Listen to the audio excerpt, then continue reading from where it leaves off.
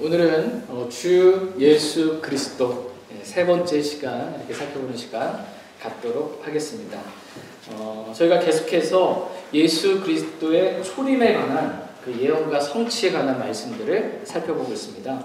지난 시간에 저희는 예수 그리스도의 초림에 관한 예언의 성취 가운데 예수 그리스도께서 태어나실 때까지의 예언의 성취에 관련된 그러한 부분을 살펴봤습니다.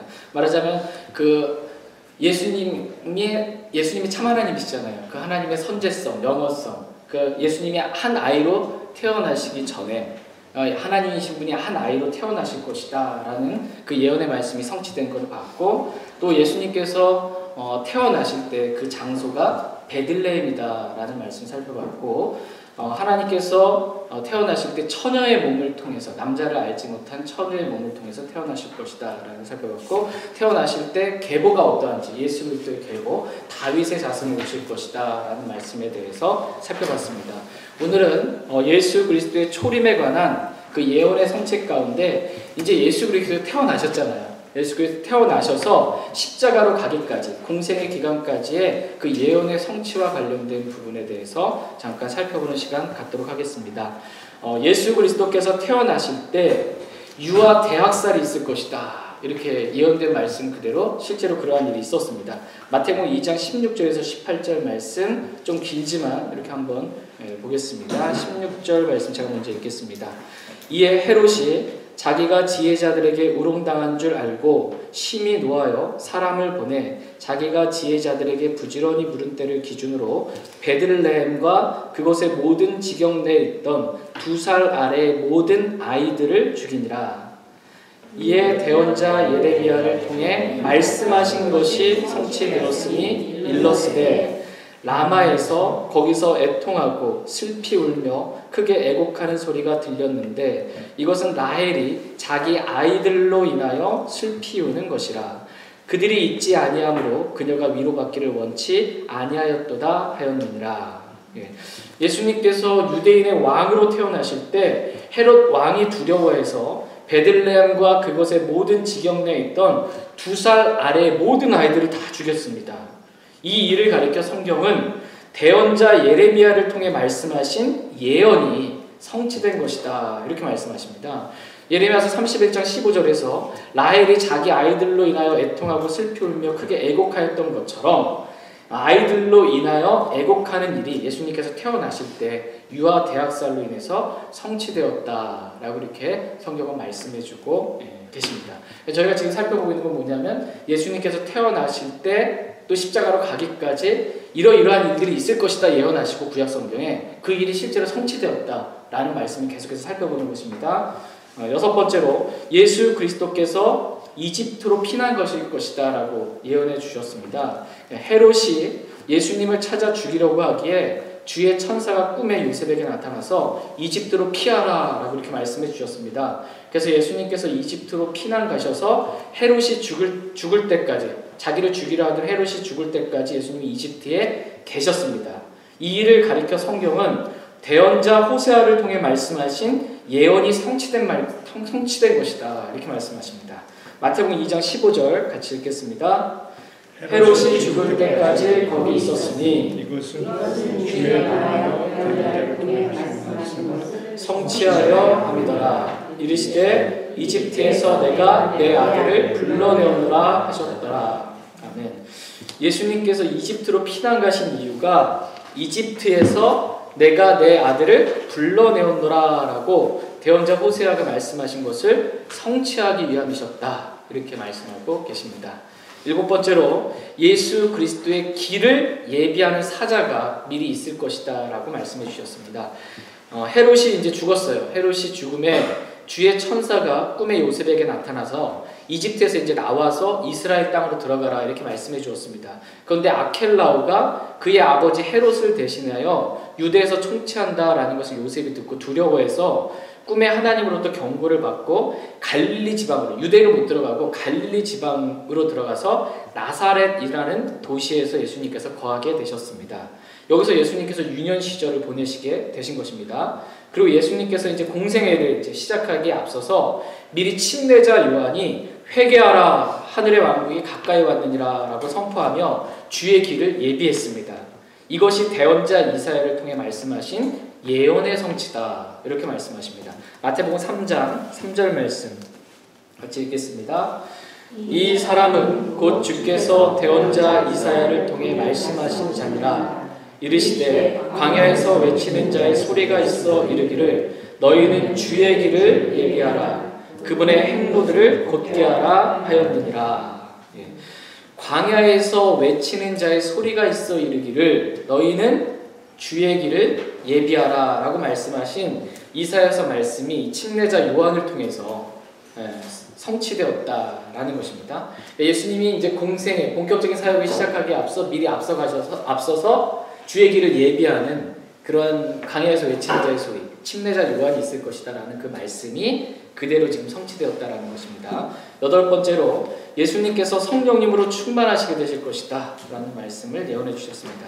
예수 그리스도께서 주의 길을 예비한 요한으로부터 침례를 받으시고 이제 물속에서 올라오실 때 하늘들이 열리면서 하나님의 영께서 비둘기같이 내려와 예수님 위에 내려 앉으셨습니다. 하나님의 영 성령님께서 예수님 위에 앉으신 것입니다. 예수님이 성령 충만케 되신 거예요. 이 일은 이사야를 통해 예언된 말씀의 성취다라는 것입니다. 이사야서 11장 1절 2절 같이 읽겠습니다. 이새의 줄기에서 한 막대기가 나며 그의 뿌리에서 한 가지가 나서 자랄 것이요 주의 영 곧 지혜와 명철의 영이요 계략과 능력의 영이요 지식과 주의 두려움의 영께서 그 위에 머무시며. 이새의 줄기에서 한 막대기가 나는데 그 뿌리에서 난 가지가 있는데 그건 예수님을 의미해요. 그 예수님께서 주의 영, 예수님 위에 주의 영이 머문다라는 이 말씀이 예수님께서 침례자 요한을 통해서 침례를 받으실 때 그렇게 성취되었다라는 것입니다. 이사야서 42장 1절 말씀도 같이 읽겠습니다. 시작.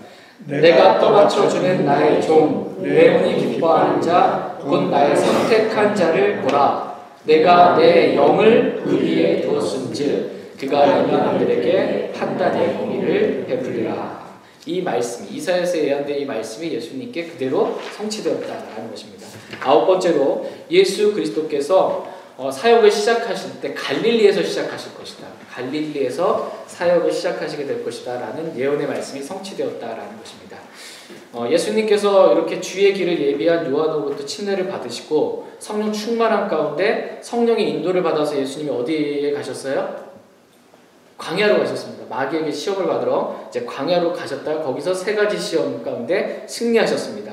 그리고 나서 다시 예수님께서 갈릴리로 돌아오셔서 갈릴리에서 사역을 시작하셨습니다.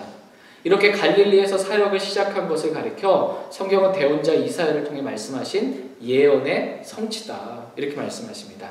마태복음 4장 14절에서 16절 한 절씩 기록하겠습니다.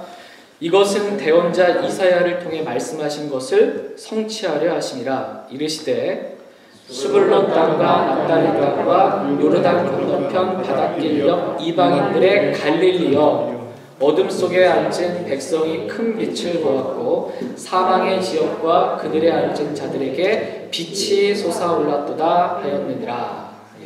예수 그리스도께서 갈릴리에서 사역을 시작하신 것으로 인해 어둠 속에 앉은 백성이 큰 빛을 보았고 사망의 지역과 그들의 앉은 자들에게 빛이 솟아올랐다라는 이사야서의 말씀, 이사야 9장에 있는 이 말씀이 성취되었다라는 것입니다. 10번째로 예수 그리스도께서 상한 육체를 치유하실 것이다 라는 예언의 말씀이 그대로 성취되었다라는 걸 살펴보겠습니다. 예수님께서 갈릴리에서 사역을 시작하셨을 때 온갖 종류의 질환과 온갖 종류의 질병을 예수님께서 고쳐주셨습니다. 그러니까 상한 육체를 예수님께서 고쳐주셨어요. 그래서 갈릴리와 데가볼리와 예루살렘과 유대와 요르단 건너편에서 온 사람들이 큰 무리들이 예수님을 이렇게 따르게 되었습니다. 이렇게 상한 육체를 치유하는 사역은 구약에 예언된 메시아, 즉 그리스도께서 오셨을 때 있게 될 일들이었습니다. 메시아 그리스도께서 오시면 이렇게 상한 육체를 치유하는 역사가 있을 것이다 라는 것입니다. 그래서 요한이 이제 감옥에 갇혔을 때 좀 요한의 믿음이 흔들렸어요. 처음에는 하나님의 어린 양을 보라 이렇게 했다가 이제 요한이 감옥에 갇히면서 이 예수님이 진짜 메시아 맞나? 구약 성경에 예시된 그리스도 맞나라는 그 의심이 들어서 제자들 중에 2사람을 보냈어요. 그래서 예수님께 물었습니다.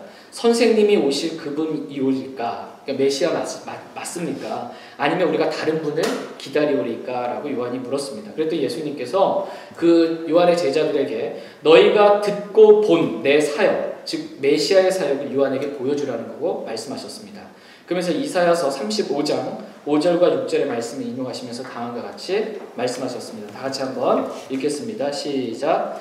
곧 눈먼 자들이 시력을 받으며 다리 저는 자들이 걸으며 나병한 자들이 정결하게 되며 기먹은 자들이 들으며 죽은 자들이 일으켜지며 가난한 자들에게 복음이 선포된다 하라.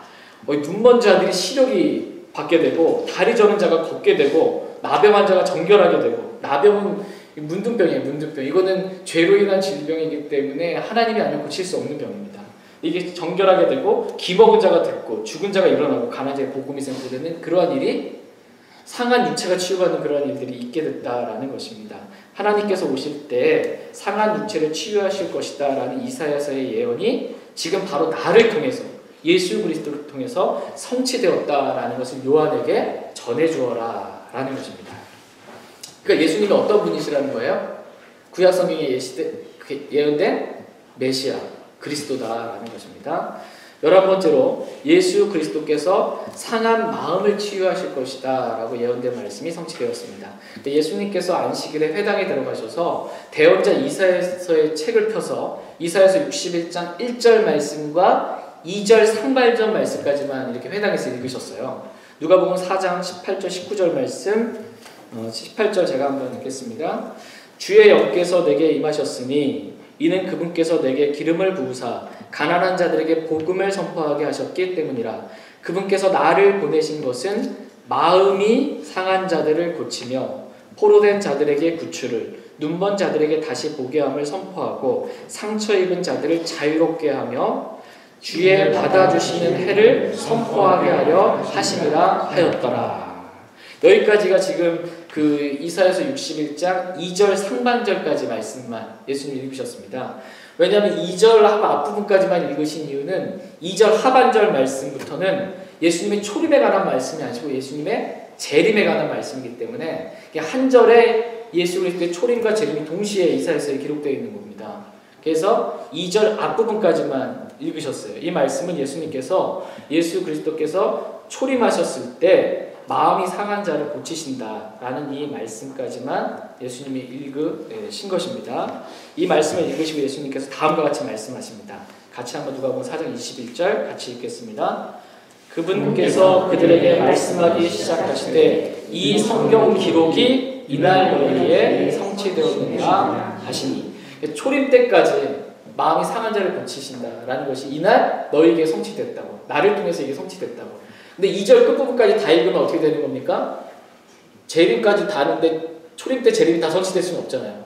그러니까 이게 상반절까지만 읽으신 것입니다. 그리고 나를 통해서, 예수를 통해서 마음이 상한 자를 고치시는 이것이 이루어졌다라는 것입니다. 12번째로 예수님께서 비유로 말씀하실 것이다 라고 예언하신 말씀이 성취되었습니다. 예수님께서 마태복음 13장 보면 많은 비유의 말씀들이 나옵니다. 큰 무리들에게 씨 뿌리는 자의 교육부터 시작해서 많은 것을 예수님께서 마태복음 13장에서 비유로 말씀해 주셨습니다. 그래서 이제 제자들이 왜 예수님께서 비유로 말씀하시는지 궁금했던 거예요. 그래서 어찌하여 그들에게 이제 비유로 예수님께서 말씀하십니까? 라고 물었습니다. 그때 예수님께서 그들에게 비유로 말씀하신 목적에 대해서 이렇게 설명하고 계십니다. 마태복음 13장 13절 같이 읽겠습니다. 그러므로 내가 그들에게 비유로 말하는 것은 그들이 보아도 보지 못하고 들어도 듣지 못하며 깨닫지도 못하기 때문이니라. 예수님께서 비유로 말씀하신 목적은 그들이 그 비유를 들어도 그 말이 무슨 말인지 깨닫지 못하게 하기 위함이다 라는 것입니다. 어디죠? 신천지 여기서 이제 비유풀이 많이 하잖아요. 이 마태복음 13장에 있는 이 말씀들 가지고 예수님이 다 비유로 말했기 때문에 우리도 다 비유풀이 해야 된다 이렇게 지금 주장하는 건데, 다른 데서는 예수님께서 비유로 다 말씀하신 것이 아니고 마태복음 13장에서 지금 하늘 왕국에 관한 비유를 말씀하신 거예요.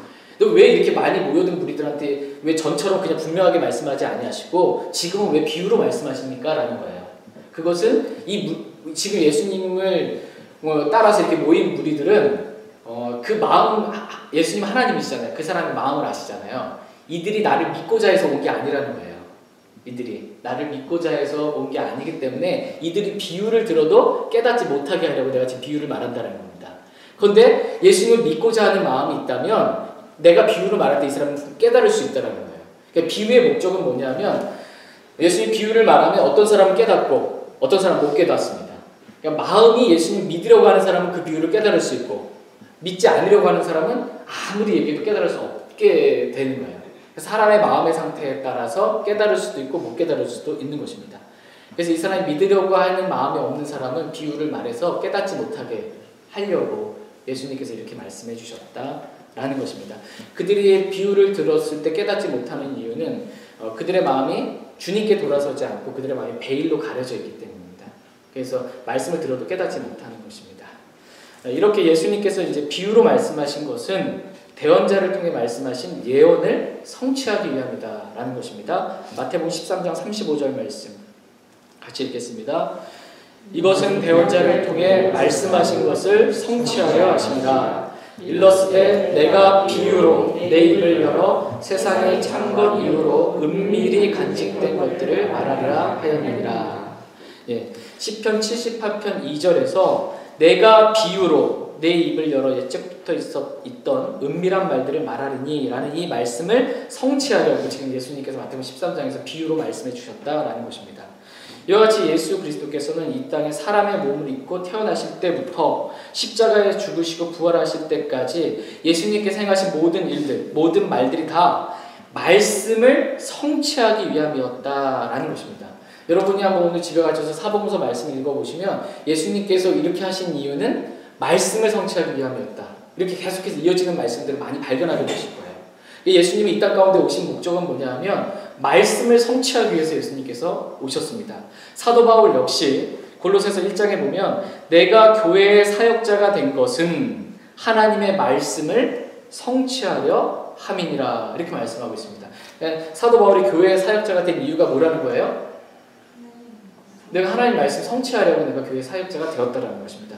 제가 목사를 안수받을 때 주셨던 말씀 가운데 이 구절이 한 말씀이에요.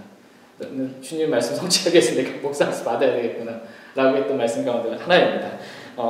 말하자면 예수님께서는 이 땅 가운데 오신 목적, 이 땅에서 무슨 말을 하시고 행하신 목적, 사도 바울이 사역자가 된 목적, 모든 것이 다 말씀을 성취하기 위함이었다라는 것입니다. 그렇기 때문에 저와 여러분 역시 이 땅 가운데 살아가는 목적이 뭐냐 하면 말씀을 성취하기 위함이어야 된다라는 것입니다. 그리스도인들에게 주신 그 말씀이 나에게도 성취되기 위함, 이것이 저와 여러분의 목적이 되어야 된다라는 것입니다. 고린도후서 13장 8절 말씀 같이 읽겠습니다. 우리는 진리를 대적하는 어떤 일도 할 수 없고 오직 진리를 위해서만 할 수 있노라. 아멘. 저와 여러분은 오직 진리를 위해서만, 말씀을 성취하는 그런 일들을 위해서만 할 수 있다라는 것입니다. 13번째로 예수 그리스도께서 상한 육체도 고치시고 상한 마음도 고치고 놀라운 일을 행하셨음에도 불구하고 불신을 당할 것이다 라고 예언하신 말씀 그대로 예수님 믿지 않는 사람들이 있게 되었습니다. 요한복음 12장 말씀 같이 읽겠습니다. 그러나 그분께서 이렇게 많은 기적들을 그들 앞에서 행하셨음에도 불구하고 그들이 여전히 그분을 믿지 아니하였으니, 사람들이 여전히 예수님을 믿지 않을 것이다 라는 것을 미리 아시고 이사야를 통해서 다음과 같은 말씀을 예언해 주셨습니다. 요한복음 12장 말씀 같이 읽겠습니다. 이것은 대언자 이사야의 말씀이 성취되게 하려 함이라. 그가 말하되 주여 우리가 전한 것을 누가 믿었나이까? 주의 팔이 누구에게 나타나이까 하였다. 그러니까 사람들이 여전히 예수님을 믿지 않을 것에 대해서 우리가 전한 것을 누가 믿었느냐라는 이사야의 이 말씀이 성취되었다라는 것입니다. 예수님이 놀라운 기적과 이적과 엄청난 일들을 행해도 사람들은 여전히 완악해서 믿지 않을 것에 대해서 말씀해 주신 겁니다. 또 예수님께서 미움을 받을 것이다. 초림 때 예수님께서 미움을 받을 것이다 라고 말씀하신 그 말씀대로 그대로 이루어졌습니다. 사람들은 예수님께서 메시아의 표적으로 행하신 일들을 보았음에도 불구하고 믿지 않았을 뿐만 아니라 예수님을 미워했습니다. 요한복음 15장 말씀 같이 읽겠습니다. 내가 아무도 행하지 못한 일들을 그들 가운데서 행하지 아니하였더라면 그들에게 죄가 없었으려니와 지금은 그들이 나와 내 아버지를 다 보았고 또 미워하였느니라. 이렇게 사람들이 예수님을 미워한 것에 대해서 이 일 역시 율법에 기록된 말씀의 성취였다. 이렇게 말씀하십니다. 요한복음 15장 25절 같이 읽겠습니다. 그러나 이것이 일어나는 것은 그들의 율법에 기록된 바 그들이 까닭 없이 나를 미워하였나이다 한 말씀이 성취되게 하려 함이니라. 예수 그리스도께서 미움을 받으심으로 말미암아 까닭 없이 예수님을 미워하는 거예요. 까닭 없이 나를 미워하는 자들이 내 머리털보다 더 많으며 라는 시편의 말씀이 성취된 것이었다라고 말씀해주고 계십니다. 만약 이런 말씀을 직접 말씀해 주시지 않으셨다면 우리는 잘 몰랐을 거예요. 사복음서를 읽으면서도 이 말씀이 구약에 이 말씀이 성취된 걸 이제 안 해주니 그냥 지나쳐갔을 텐데 알려주시는 겁니다. 이 말씀을 지금 성취하신 거다라고 하나하나씩 자세하게 알려주십니다. 그러니까 모든 것이 다 예수님에 의해서 성취된 거예요. 예수님께 예언된 말씀 그대로. 15번째, 예수 그리스도께서 거부당하실 것이다 라는 예언의 말씀이 성취되었습니다. 이사야서 53장에서 예수님에 대해서 그는 사람들에게 멸시를 당하고 거부되었으며 슬픔의 사람이요 고통을 잘 아는 자라라고 예수님에 대해서 예언해 주셨습니다. 이 말씀 그대로 예수님은 사람들에게 거부당하셨습니다. 심지어 자기 백성 유대인에게 거부를 당하셨습니다. 요한복음 1장 11절 말씀 같이 읽겠습니다. 그분께서 자기 백성에게 오시매 그분의 백성이 그분을 받아들이지 아니하였으나 그분의 백성 유대인들마저 예수님을 거부했다는 것입니다. 이렇게 거부당한 건 예수님의 말씀이 성취되었다라는 것입니다. 마지막 16번째로 오늘 예수 그리스도께서 스스로 생명을 내어주실 것이다 라는 예언이 성취되었다라는 걸 보겠습니다. 예수 그리스도께서는 이렇게 사람들에게 미움을 당하시고 거부당하셨음에도 불구하고 그 사람들, 그 죄인들을 위해 자신의 목숨을 스스로 내어주셨다라는 것입니다. 이사야서 53장 12절 말씀에 예언된 말씀 같이 읽겠습니다.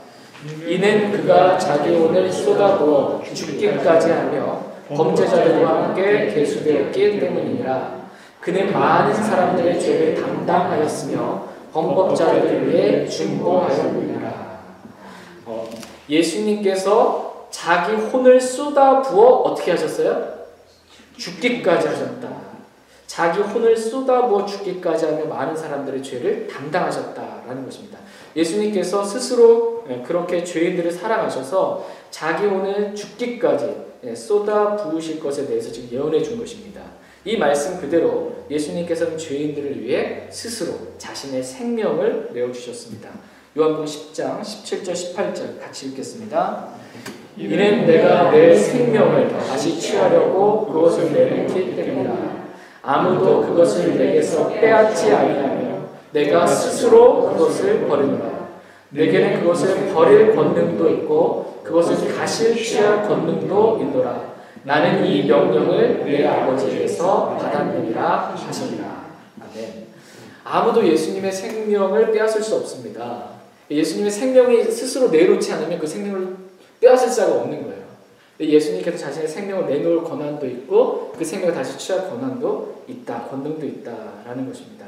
예수님께서 스스로 자신의 생명을 내놓으신 이유는 저와 여러분들을 사랑하셔서 저와 여러분들을 구원하시기 위해서 우리의 죄를 담당하시기 위해서 우리를 사랑하셔서 스스로 내어주신 것이다 라는 것입니다.